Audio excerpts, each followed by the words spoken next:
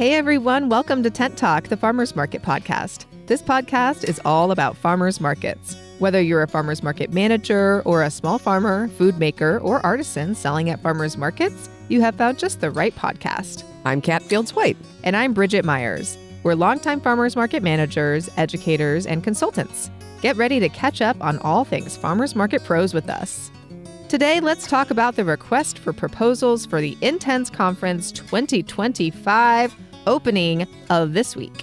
Yep, time flies. Then we'll have a listen to an episode recorded live at the conference a couple years ago. Today's episode of Tent Talk, the Farmers Market podcast, is supported by the Food Corridor, streamlining rental kitchen operations to make things easier for kitchen managers and food entrepreneurs throughout the U.S. Their online platform makes equipment scheduling, storage space assignment, and billing seamless and provides alerts to be sure each vendor's permits and insurance are current. If you offer or coordinate rental kitchen space, or if adding an incubator kitchen is part of your market strategic plan, I'd love to do that. The Food Corridor can help. Join them and me at the Shared Kitchen Summit November 12th through 15th in New Orleans, Louisiana. Farmers markets and shared kitchens incubate small business success.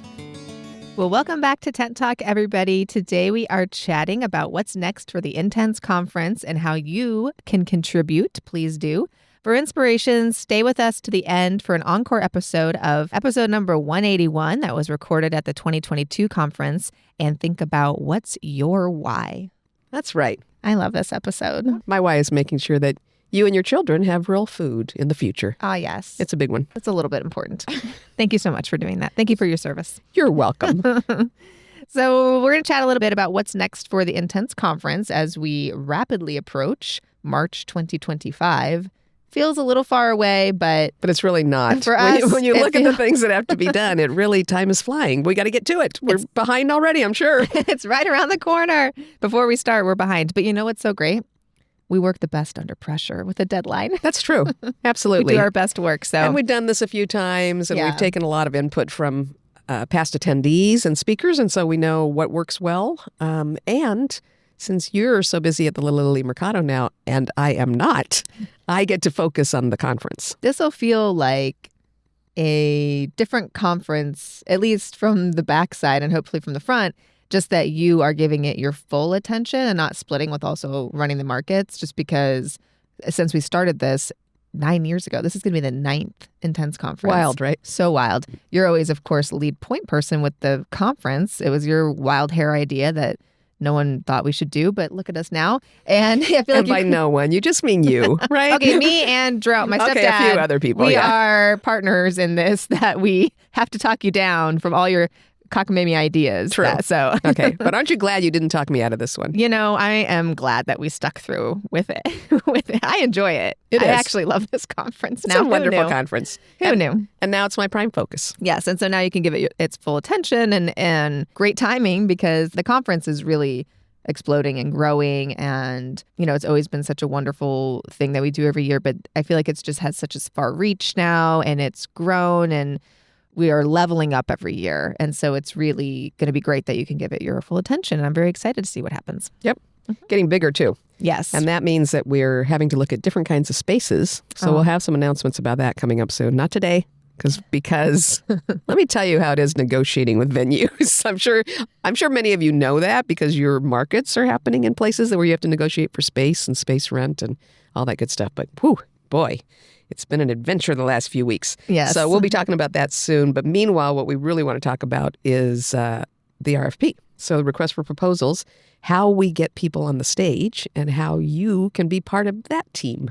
I think it's interesting, like the people that we get on stage too, because it's not necessarily like famous experts in these fields or like authors or people that are on tour. We like to have a mix of those folks to bring their high level expertise to the stage. But I know that a lot of our speakers in the past that folks have resonated with and learned the most from have been just market managers, just market organizers or vendor coordinators or, insurance guys, like just those folks that are just doing the work, getting up there and really honing a nice presentation to teach the rest of us how to do something either better than how we're doing it or how to teach us how to do something we've never done before. And so it's really great, the people that we get on stage. I'm really looking forward to who comes up this year. Yeah, I think so too. When we first started out, we were mostly curating by inviting people, like you mentioned, national experts and authors from the food system world. And we still do some of that. I'm a big author fangirl. But input from our attendees was that, both in person and online, was that some of the most appreciated sessions were from people who were on the ground doing it. Yeah, for sure. Experienced managers that had learned things. Yeah, I think you and I both looked back at our notes too over the years. Which speakers did I have the 10 to 12 pages of notes from listening and watching myself? What are the speakers that were constantly being written about on the comment cards saying, oh my gosh, I learned so much. This person was so wonderful. This was a real pain point for me. And they explained it, how to kind of get some tools that I can take back home to my market and put into place. So I think we've learned over the past 8 years how to really coach the speakers a lot. And now, of course, that you have more time to do that, you're so great at that, explaining like, this is our audience. This is what they're looking for when they come to this conference. How can you make your presentation, just the most bang for everyone's buck there? I mean, that's one of the things we ask on the request for proposal is, what 3 things is our audience going to know when they leave this room that they didn't know coming in? Yeah. And we want every speaker to have some of those things, to provide us with knowledge that we wouldn't have had otherwise, that we can actually take and use at our markets. Yeah. This year, too, we're going back to having a special track for farmers and vendors on one of the days. Yep.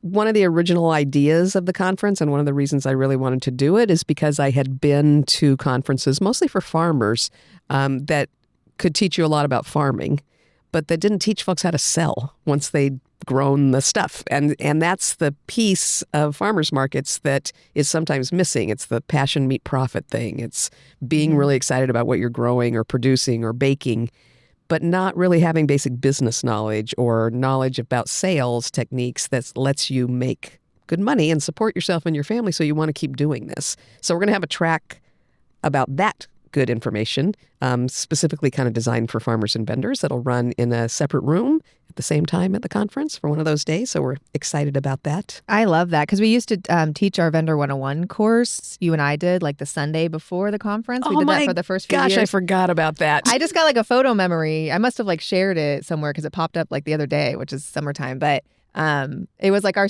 big class of students, and we must have taken a group photo after the class. But I recognized some of those vendors that went on to have vendor businesses here, like around town in San Diego.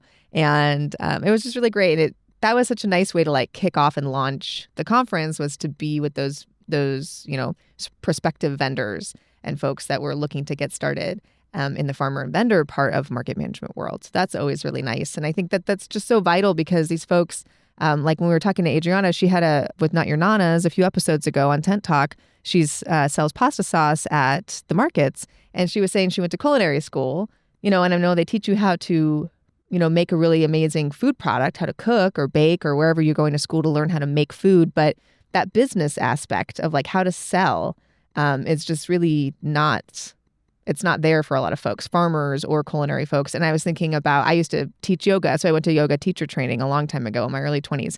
And I came out of there being such an expert teacher. And my practice was so wonderful. And I went to go get a job teaching yoga, and I didn't have the business skill to make any kind of money teaching, which happens to a lot of yoga teachers. It's just different fields, same issue. So, and I'm sure hopefully at this point there's, classes for that as well. But this is so great for our We could start another vendors. conference. Oh boy. Okay. I just saw Kat's eyes flash that she's going to go buy another domain called yogateachersmakemoney.com or something.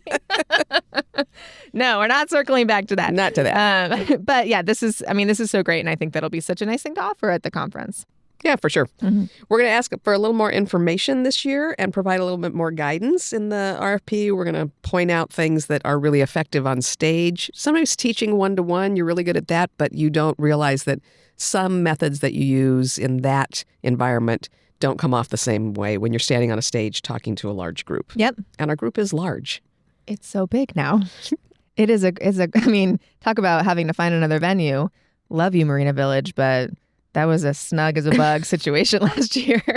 Yep. So, it was still comfy enough last year, but really bursting at the seams. And what a proud moment, because we were talking about when we were setting up the tables and the chairs last year, we used to spread everything out to make it look like there was more people in the room. Like our first 2 years of the conference, I remember strategically placing the tables and chairs so folks would kind of have to spread out and make the room look full. And then last year, I was literally like, what kind of, like, can I put a chair in that corner? Can I put it in this corner? Can I like snuggle up to this table? Because we just had so many bodies there. It was just like a really wonderful sight to see it grow just over a short period of time. I mean, 8 years is not a long period of time for a conference like this to grow. And it's really just exploded in such the best way. Well, and especially considering within that 8 years, we had that little blip that we called, what was that called again? Ooh, COVID-19. The blip. The word we do not speak of. The good news about that, though, was that we went virtual in 2021 because we couldn't put people in a room next to one another. You couldn't scooch. You would have to spread those tables and chairs real far apart. Everyone would be on their own out boat to the dock. That's right. So it was virtual in 2021. And I think you were talking about this just recently, that actually exposed a lot more people to the conference and what really happens at the conference and the kind of energy it produces, even when we were doing it online. But a lot of folks made the decision after that they really wanted to come and wanted to be in the room and sharing with other farmers and vendors and managers and getting that good information. So we couldn't go back to just in person. We've been hybrid ever since then, and we will be again in 2025 so that an endless number of people can tune in and join us and pick up that learning. But at some point, we're going to have to cap the in-person attendance. For sure. Yeah. No, I mean, it was kind of a silver lining to get those folks to maybe didn't have much else going on at that time because we couldn't have much else going on at that time, and they tuned into the conference. And I spoke to some folks last year that are like, oh, I tuned in 2021, had always heard about it, but just was like, I'm never going to make the time to come out there. Okay, fine, it's virtual. It's, we're in the thick of the pandemic. I'm just going to tune in. And then they said, and I just have been coming in person ever since then because I just never realized how important and vital that is and how much of a community we've built, whether you attend online or in person, really, because some folks just continue to attend online every year as well, which is wonderful. So yeah, it's just whether or not you're in person or online, it's just such a great thing to be a part of. But being in person, I don't think we want to get to the point where we have like 1,000 people, because then it loses some of that community charm that we have. And that's part of the learning, is that we're kind of an intimate-ish group, even though we're hundreds of people now strong, but we want to keep that. So we are talking about, we're capping it at a certain number for sure. Yep. I mean, the community's, it's really amazing. Yep. People pick up so much. And actually, somebody was saying recently, I think in our group, they were talking about the friends that they had gained at the conference and those long-term relationships that they'd picked up from being at the conference. Big shout out to Kara Mae Woolidge and Robbie Mixon, who brought the speed dating element as of last year, where we take a moment in the conference, take a little bit of time, and we line folks up in big circles, and you shift positions every few minutes, and you really get to find your conference bestie, your camp buddy. The brilliance of that was just incredible. Everyone loved it.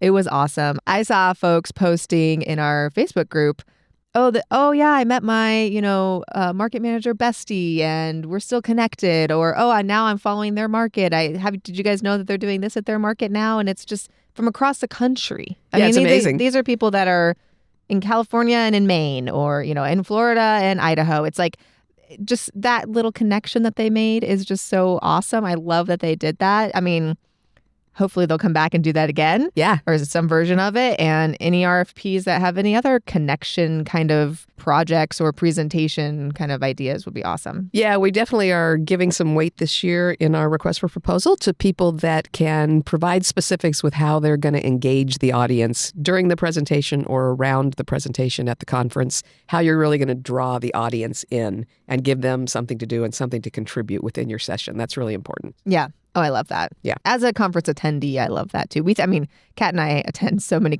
we're conference junkies. Kat especially too, because now you have so much time to travel since you're not running the markets anymore. I'm speaking more because I'm not running the markets anymore. Yeah. And when you go to speak, you can attend. Like when we go to Main Street, we can attend and then also speak. So that's such a valuable thing that we get to do. So we get to look at our own conference as attendees. And if we were attending our own conference, what would we want? And I always say that about my job. If I was attending my own market, what would I want from my market? And so we think of our conferences the same way. And it's It's really great. And so we want those speakers to provide a benefit to the folks in the audience as well. Yeah, make sure you're providing a benefit, make sure you're drawing them in, giving them something to do, giving them openings for discussion. That's important. What we don't want to see is folks that are just standing up and reading off PowerPoint slides. We're going to look at more panels too. I think we've gotten good feedback from our attendees that they like to see a variety of voices around a specific topic on stage together and discussions. I kind of like we've been following a book tour recently where in each city, they would use somebody that was an intelligent person connected to that topic that would interview the book author. And so you'd have those two people on stage, one asking the other questions. And I like that format. We're probably going to kind of run some of those as well. We're going to look for less things that send people out of the room mentally during sessions. So not too many QR codes posted in your PowerPoints, although it's lovely when speakers provide QR codes or printed materials or connections to a website or things that we can host on the conference website to add additional information that you can do as a follow-up or as a preview to your presentation. But once you're on the stage, we'd rather you weren't sending people scrambling to take pictures of QR codes and try to keep up with written material. That takes a little bit of attention away from them listening to you and to engaging with you and the other folks in the room during your presentation. Yeah, because one of the greatest things I think at our conference especially is the Q&A time that we allow at the end of the sessions. So it's nice to keep everybody really focused and engaged during the whole speaking session, so then the questions can be that much better at the end during the Q&A time, and folks aren't asking questions that maybe were covered, but they were looking at QR code material when the speaker was speaking about those things. So kind of just being more intentional about the attention that folks are having in the room during the conference time. But yes, definitely getting presentations in the hands of our attendees afterwards. Presenters can have QR codes at the information desk, the check-in desk that we have at the conference the whole time. We can send out links online, but just afterwards. Right. Yeah. For sure.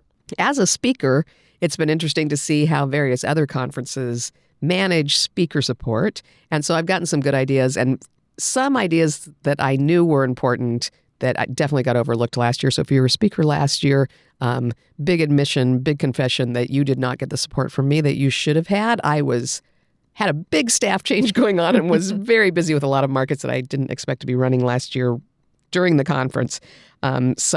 And leading up to the conference in particular. So this year, be assured that we have a speaker support team that is going to give you a little bit more advance notice on what the time and day is of your speech. And we're going to do some webinars and some kind of coaching online sessions for the speakers so that they have rehearsal time. Yeah. Everybody travels to the conference, and it's tough to make people spend the time when they first get there to stand on the stage and do a full rehearsal. But we're going to do some online rehearsals and some in-person things on the Sunday before the conference starts so that people feel a little bit more supported in their presentations. They feel like they've got some coaching and some tips from our AV folks so that they know where to face and what to bring on stage and how to be ready so that their sessions can be the best they can be. Yeah, and our AV team is so great and so easy to work with, so it's great to have a little practice with them first. Yep.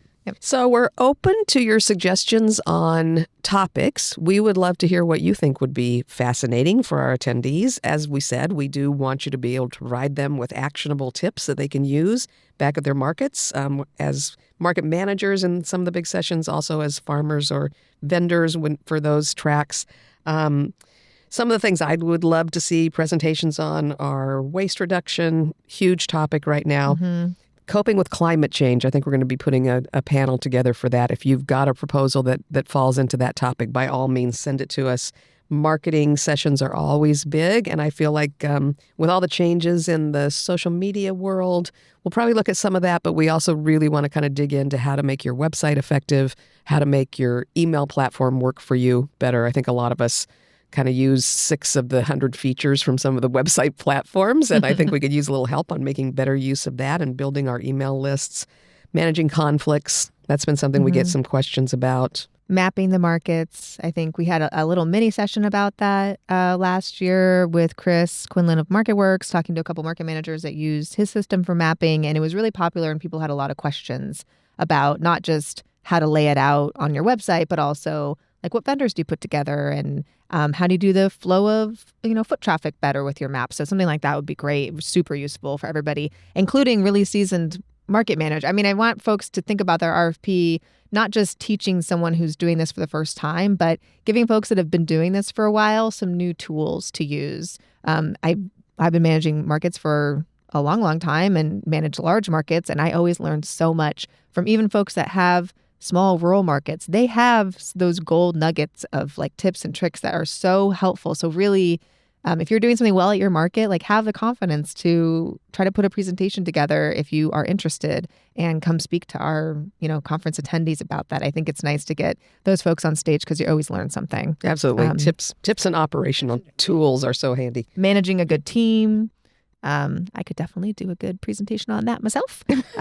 Well, we might just ask you to. Not to pat myself on the back, but my team is the bomb.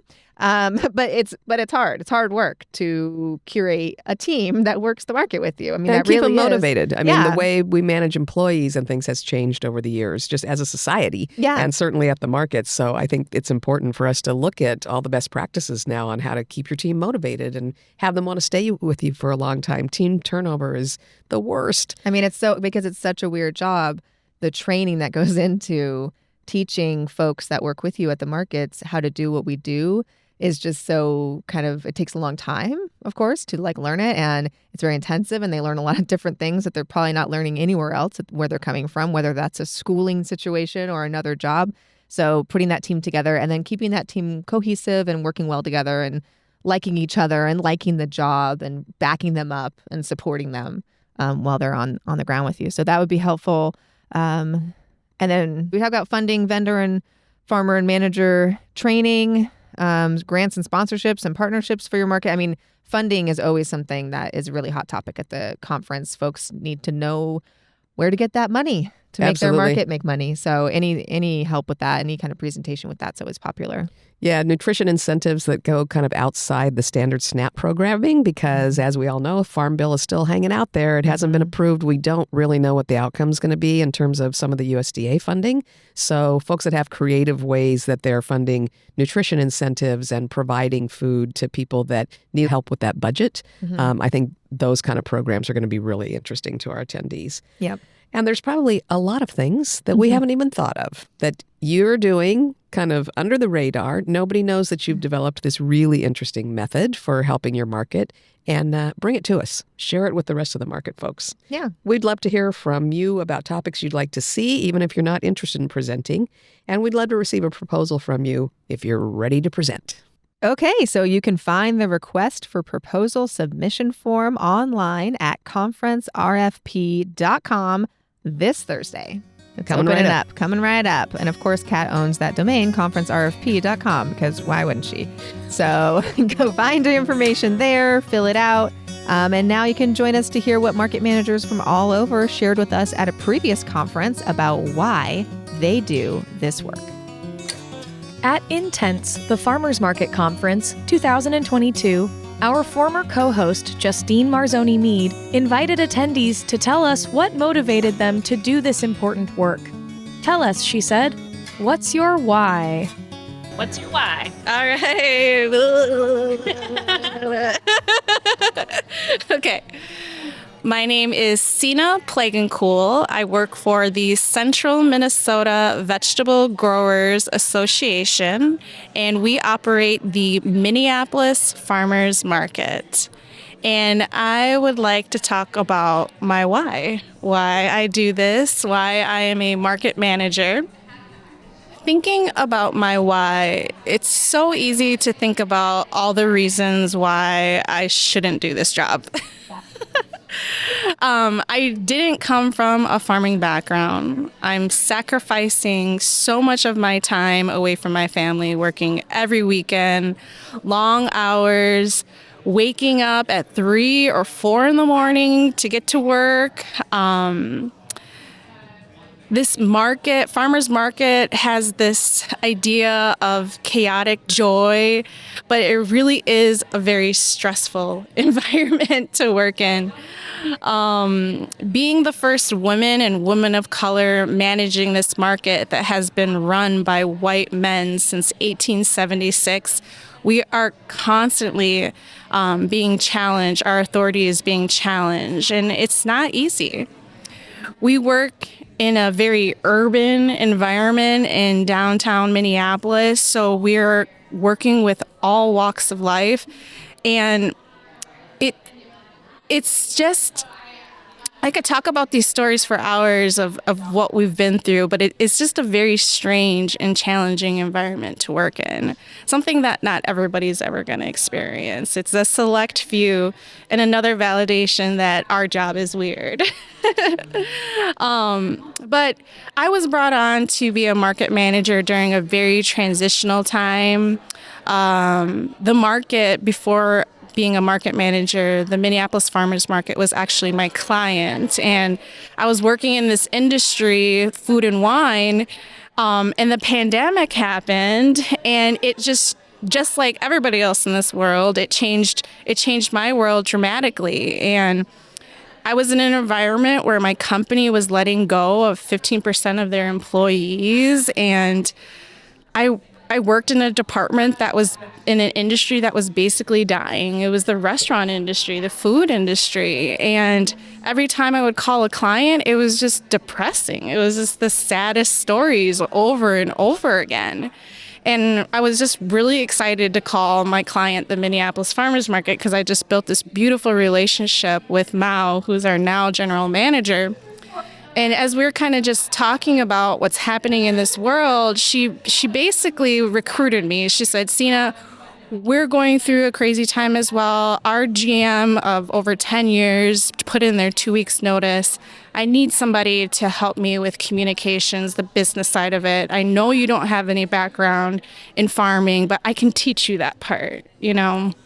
So I'm here like, okay, let's do it. And she's like, just so you know, this first year is not going to do anything. It's not going to do anything with what's in your job description. It's going to be COVID protocols, making sure that we can be an essential business and making sure that we can keep this community safe and have an environment for our farmers to sell still.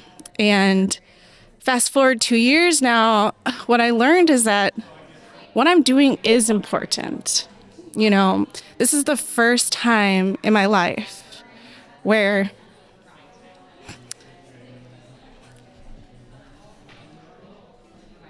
I'm working with people that look like me.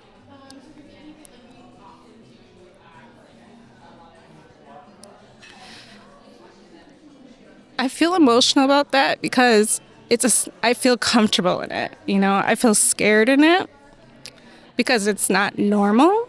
But it's pretty powerful. In Minnesota, in Minneapolis, there is a huge Hmong farming community. And of our vegetable growers, it's over 50% are Hmong. And this is the first time that there's representation of a reflection of the community that is people that are not white. And I feel like it's my duty to think about the bigger picture of this market, to think differently from past management, to offer a voice to those who have been silenced, to justify that change needs to happen at this market, because if there isn't change, the future is very uncertain. I know that just our presence as women of color in leadership is important to the generation after us. Representation does matter, and I'm okay with making people uncomfortable, making mistakes so that that next generation of market managers can learn from us and move forward to a brighter future. And I want all of our vendors to have an opportunity to be their authentic selves by creating an environment that is welcoming to everyone. Like, we could talk about it, but it's so real that if you have something to say and you're in a room and you're the only one that looks different, it's not very possible to be your real self. But if you look in that room and there's somebody else that's saying, I'll be your ally, I'll advocate for you, you can go further with that. So that's my why. I'm still figuring out what this why is for me. It's not set in stone, and maybe my time will not be forever here, but I know this legacy that I'll leave behind will be important for our future. My name is Christy Campley. I'm from outside of Philadelphia, Chester County to be exact. I own Growing Roots Partners, and we manage 4 markets in the area. My why actually started a long time ago, and I didn't really know it. I've actually found that local food and managing farmers markets and just being around local farmers has helped me on my journey to heal my relationship with food. And I do this because I think if there was one kid out there who was like me, who was struggling with their relationship with food, and I could help them learn that food can be fun and food can be, not all negative or not all bad or scary. Now food for me is changing in a way that because I know the people who are growing it and work so hard to make it, I appreciate it and I respect it more. It makes me want to cook at home. It makes me want to eat healthy. And my goal is just to help others with that. And get that message out in some way by promoting local food and being involved in local food. Stuart Neely. I'm from Anaheim, California. I represent Heritage Farmers Markets, and we operate in the Los Angeles and San Bernardino County areas. What's your why? My why? The people, the vendors. I wake up at 5 in the morning and I try to push through every single market because people depend on me. And I also am surprisingly more empathetic than I planned on being. And I'm entrenched within my vendors' lives, and I'm their brother, I'm their cousin, I'm their best friends at times, and I'm also their support system. They kind of depend on me because a lot of them have quit their jobs over the pandemic, and they do the farmers markets full time. So if I don't show up, they're often, asking, where's Stuart at? Where's Stuart at? Why are you here today, market assistant? Where's Stuart at? And I'm like, can I take a break?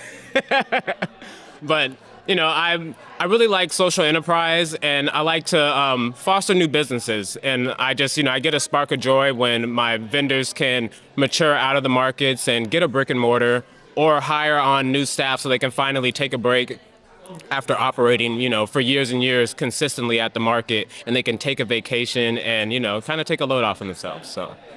This is Jenny Callahan with Hub City Farmers Market in Spartanburg, South Carolina. The reason that I do what I do is it really comes down to the connection.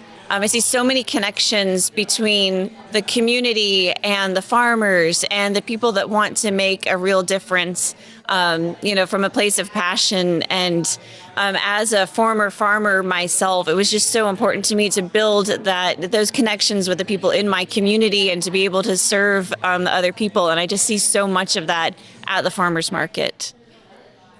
Hi, my name is Riley Burns from South Florida, and my market is JoJo's Farmers Market. Riley, what's your why? So I started JoJo's Farmers Market 8 months ago because when I was very young, my mother passed away from cancer, and it left this space for me to share with the community my journey of wellness and healing.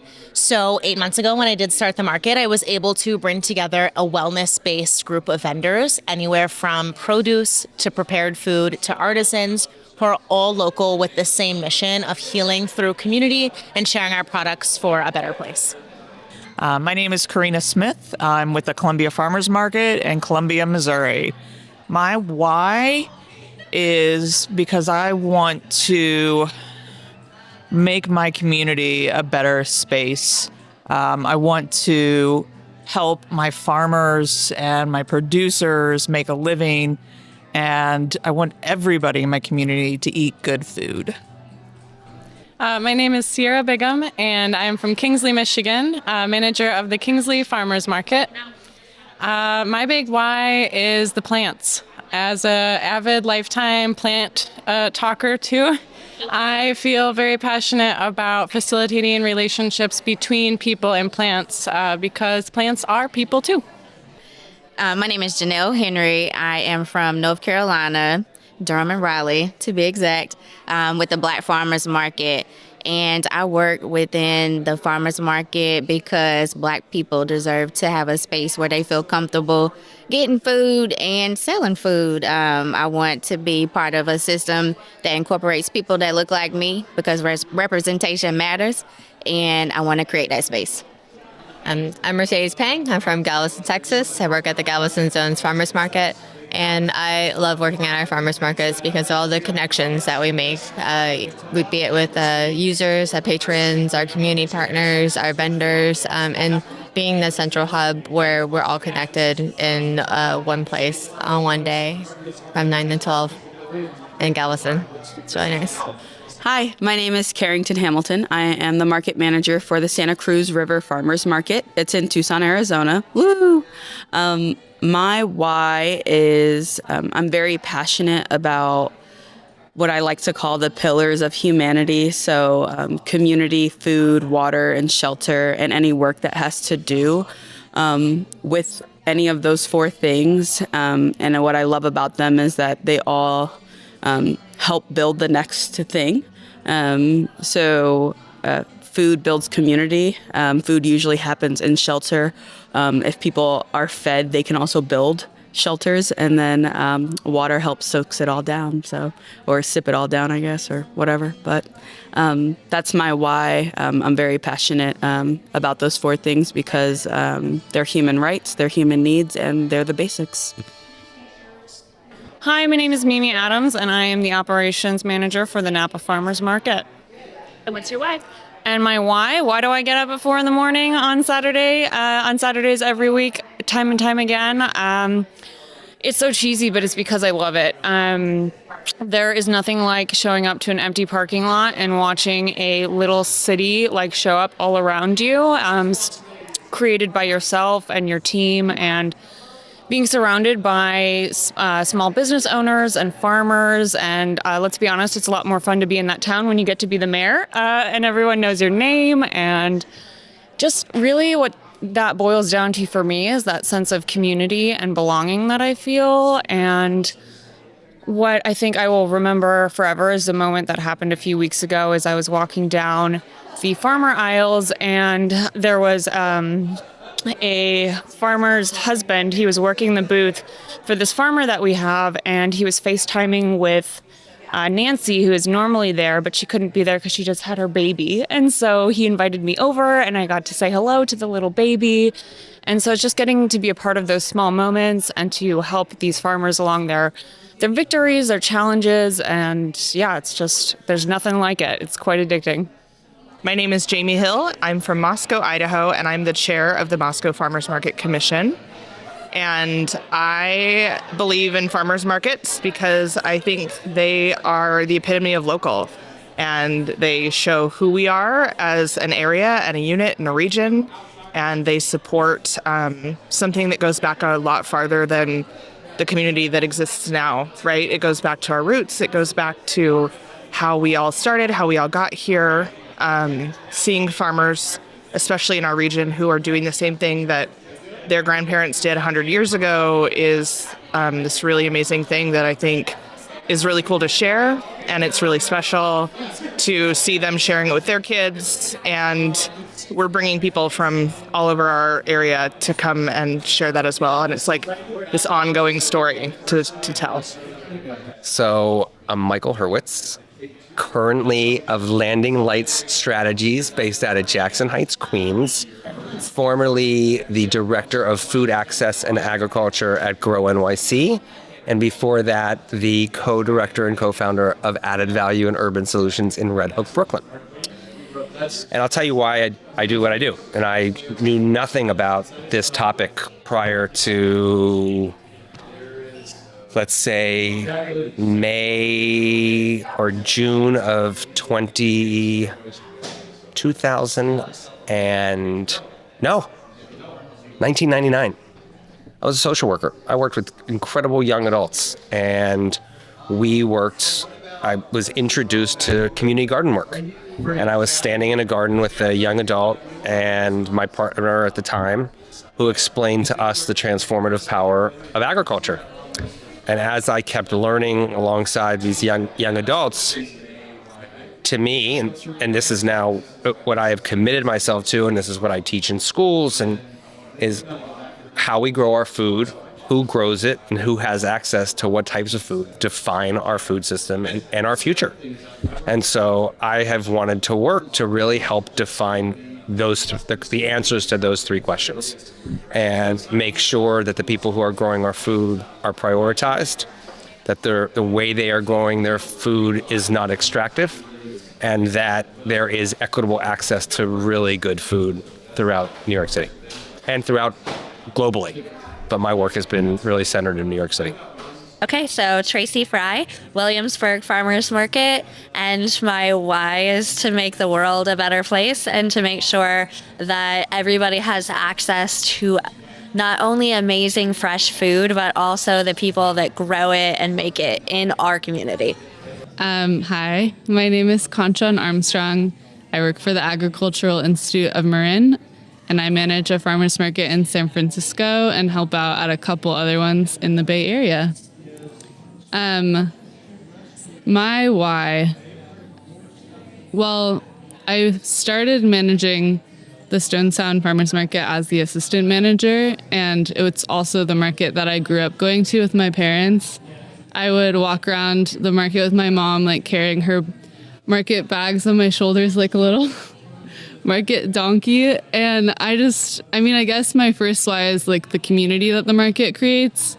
I actually knew the farmers before even working there, and maybe not as well as I know them now, but I knew them and they knew who I was. And now that I know them so well and feel so connected, I do it for them. I do it for the vendors. And supporting the vendors through their struggles and their joys is just like what makes it such a beautiful place to be. But also the people that go to that market I've known since I was a kid. And it just feels like really powerful to be part of this like generation upon generation of food that connects us. I guess, yeah, that's where I'm getting with this. Food connects me to the market, connects everyone that I see. My market also operates a high volume of EBT transactions. Definitely not the highest, but it's a lot. And just being able to support people from all different backgrounds to be able to get that food and have that connection at a market is really powerful. So that's why I do it. Yeah. Hello, my name is Patricia Keller, and we're from Vista, California, which is North San Diego County, and we manage the San Marcos Farmers Market. So we're new market managers, but we were very excited to be asked to step in at the end of 2021. And our real why is, our theme is to create community, connection, and commerce, and to serve the community by a place of gathering and really celebration, to connect the dots between our farmers, the consuming public, and our client, which is the San Marcos Chamber, promoting business in the area, and commerce for our farmers and vendors. And so we're very excited to do that. We're super excited about the team, the city, and the chamber, and our farmers. And we're looking forward to growing the event in the very near future. Candy Hatting, Galveston Island, Texas, Galveston-owned farmers market. What's your why? I really, really love that we get to create a space where community comes together, where people can start their businesses and hopefully move on to brick and mortar buildings and really help provide for their families and the community in bigger ways. And I just love that we can create a space that people can do that. And just for me, for my love of my community, it's just a really great place to be with people who are selling and buying and just in community together. My name is Melissa Maltese, and I'm with the BC Association of Farmers Markets in British Columbia, Canada. And my why of why I work in this wonderful space is because I want to live a life of service, and a life of service to my community, to my fellow workers in this sector, the people who run markets, the vendors who bring their businesses out, the community partners that we work with that utilize the farmers market as a jumping off space for their activities and their events. I think it's a really great way to unite a large group of people for a really worthy cause. And I am a firm believer that food is a basic right and not a privilege, and that the farmers markets should be accessible to all. So my why is always to make sure that I'm doing the best in the space that I'm in to be able to have people access farmers markets in my community. My name's Rebecca Wilderness. I'm from Tyler, Texas, representing Rose City Farmers Market. And my why involves empowering my community to make a healthy change in their life, to make health normal, and to make my bring my community to my farmers so that they can come together and meet each other's needs and make a major difference in our health outcomes in our community. Hi, I'm Hannah Fuller. I'm the communications manager for the Farmers Market Coalition. And my why is really the people. And I could imagine you've been hearing that a lot today.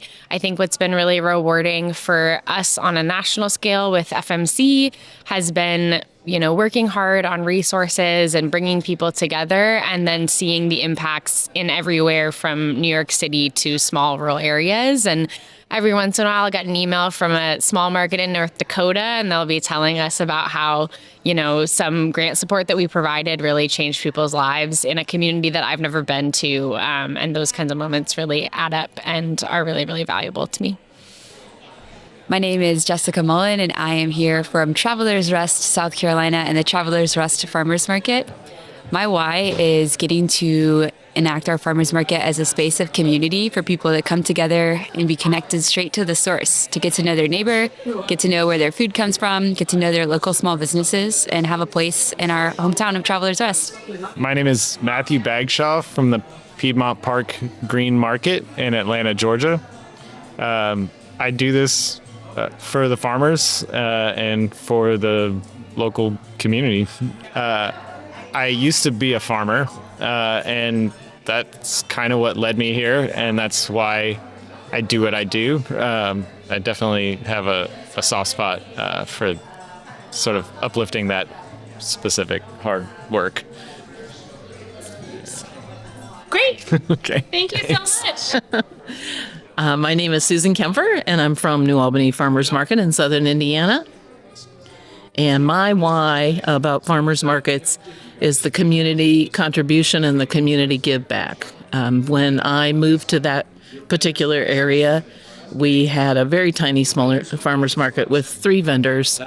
And over the course of 6 to 8 years, we were able to build that up to more than 65 vendors. And we had the opportunity for kids to be there with games and lots of just activities, including the library and other folks, not to mention the vendors, and really expanding all of the different lines of product that we could potentially have at the farmers market. So it just became the Saturday morning thing to do in our little town that was really going through a major transition from being pretty much a downtown ghost town to now the downtown businesses loved having us there on Saturday morning because we helped to build their business also. Hi, my name is Melanie Anderson, and I'm with Ottawa Markets in Ottawa, Canada. What's your why? My why? I'm one of those people that actually intentionally went into farmers markets. So I heard a lot from people who talked about, oh, I fell into this job. Oh, it was just something at timing or just location. But I went to school for food security, food systems at the University of Northern British Columbia, go Timberwolves. And I went there specifically because they had a farmers market program and I wanted to be a part of it. And my first year as a student there, I was turned down for a staff position. So I took the job as volunteer coordinator. And then the following year, I was the market manager and subsequently the board director. And I've been working in markets for 10 years since then.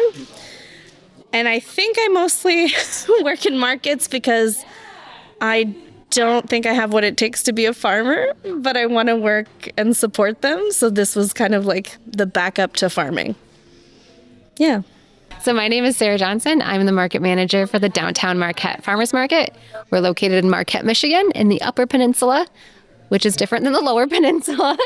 And we are right along the shores of Lake Superior.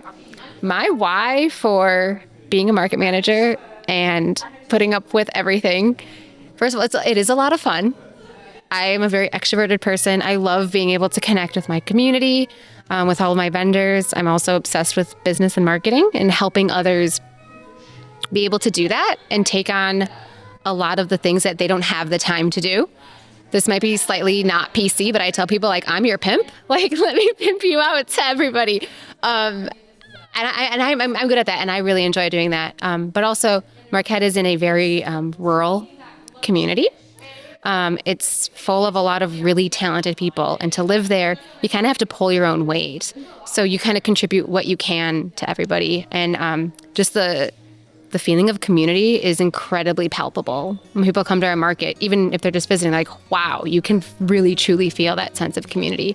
So building that, adding to that, like I said, being able to lift others up so they can continue to do what they love and what they're good at. There's nothing better. So I'll keep doing it until my hair all falls out. Thanks for listening today. And big thanks to the Food Corridor for making things smooth and easy for rental kitchen managers and food entrepreneurs throughout the U.S. and for supporting Tent Talk, the Farmers Market podcast. Find more information about their services and about the upcoming Shared Kitchen Summit by clicking the Food Corridor logo on the resource page at farmersmarketpros.com. Thanks for listening to Tent Talk today. Please leave us a review on your podcast app or wherever you listen to Tent Talk. Let us and others know how you're enjoying the podcast. Be sure to subscribe so you don't miss the next episode of Tent Talk. Connect with fellow Farmers Market folks in our private Facebook group, the Farmers Market Pros Community, and follow us on Instagram at Farmers Market Pros. Find online education and other resources at farmersmarketpros.com. Tent Talk is brought to you by Farmers Market Pros, where passion meets profit. Tent Talk is hosted by Kat Fields-White and Bridget Myers and produced by Leandra Hayes, with original music by David Mead. Tune in next week for another great episode.